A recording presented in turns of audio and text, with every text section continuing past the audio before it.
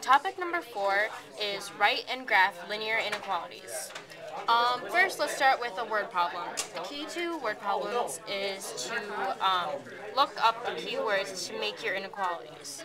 This problem goes like this. You are selling tickets to the play, both adult and student tickets. You can sell no more than 500 tickets total, and you hope to sell more than twice the number of student tickets than adult. Adult tickets are $5 and student tickets cost $3. You want to make at least $1,800. The first keywords that we can tell are adult and student, which we find to be the variables. This is why we are going to make S equal student and A equal adult. And these will help in the following linear inequalities.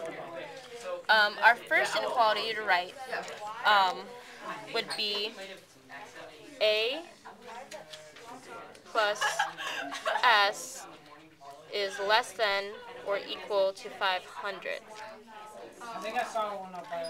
This is because you want to sell both adult and student tickets, but you can sell no more than 500 tickets total. Therefore, the tickets must be less than or equal to 500. The next inequality we want to write is following the keywords. You hope to sell more than twice the number of student tickets than adult tickets. This inequality would go S is greater than 2A. This is because you want more student tickets than adult tickets, and you always double the lesser variable to make them equal. Therefore, we doubled A. Finally, our last inequality would involve the prices. Adult tickets are $5 and student tickets cost $3, and you want to make at least $1,800. Therefore, you would make 5A plus 3S would be greater than or equal to $1,800. This is because the prices coincide, $5 and $3, and you want to make at least $1,800. So therefore, 5A plus 3S is greater than or equal to $1,800. And that's for word problems. So next we're going to graph the following inequalities, system of inequalities. So the system we have here are these equations. Now the first thing you have to do when graphing a system of inequalities is change all the equations to slope-intercept form, which is y equals mx plus b. So when we look at equations 2 and 3, we see that they're already ready to graph. This one is in slope-intercept form, and this one you can't really do much with it. But equation number 1 we have to change to y-intercept form.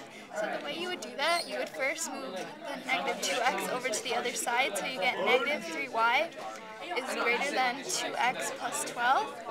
And next, you divide the whole equation by negative 3, and you're left with y is less than negative 2/3 x minus 4.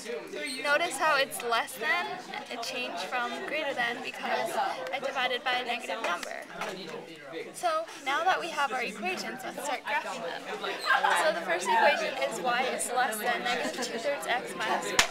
Now we know that the y-intercept is negative 4, so here's the y-intercept, and you go for the slope negative 2/3, you go down 2 and over 3. Connect the dots to form our line, and we know that it's a dotted line because it's less than, which indicates that it does not include the solutions of the line.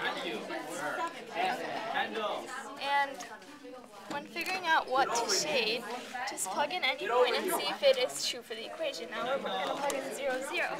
And so when we plug that in, we get 0 is less than negative 4 because these cancel out.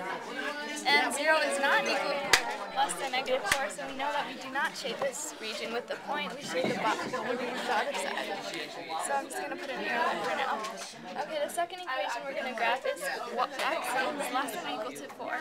Now this is very simple. You just, since it's x, it's the x-axis, and it's 4, so you make the line x equals less than or equal to 4.